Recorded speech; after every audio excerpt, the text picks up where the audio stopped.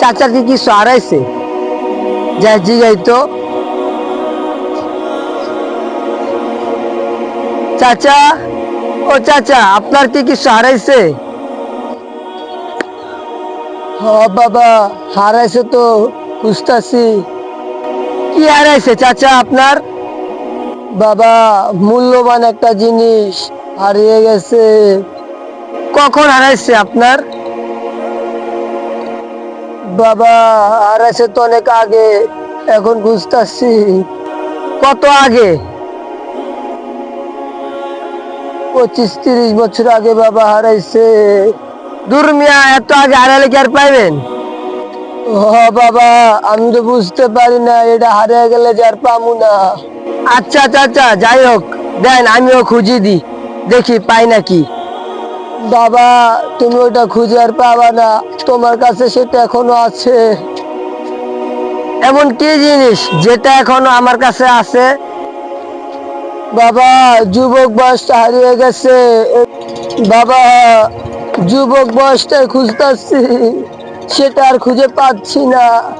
তুমিও আমার মতো এই সময়টাকে হারিয়ে ফেলো না, কারণ এই সময়টা খুবই মূল্যবান। যুবক বয়সটা এমন কি যেটা আমার কাছে অনেক মূল্যবান? কেন বাবা, তুমি কি জানো না, যুবকরা সেজদা দিলে যে আল্লাহ আরশ কাঁপে। তুমিও আমার মতো ওই সময়টাকে হারিয়ে ফেলো না, কারণ তুমি যদি হারিয়ে ফেলো তাহলে আমার মতো এক সময় তুমি খুবই আফসোস করবে, আর বুঝে এই রাস্তা দিয়ে তুমি খুঁজবে, কিন্তু সেটা তুমি পাবে না, আর সেটা পাবে না। বাবা, এখনো আছে সময়, আল্লাহর দিকে তুমি মন দাও, ইসলামের পথে তুমি যাও বাবা, তোমার এই বয়সটায়। আচ্ছা ঠিক আছে, এই বয়সটাকে আমি আর ভুল পথে কাটাবো না, আল্লাহর দিকে যাওয়ার চেষ্টা করব ইনশাআল্লাহ।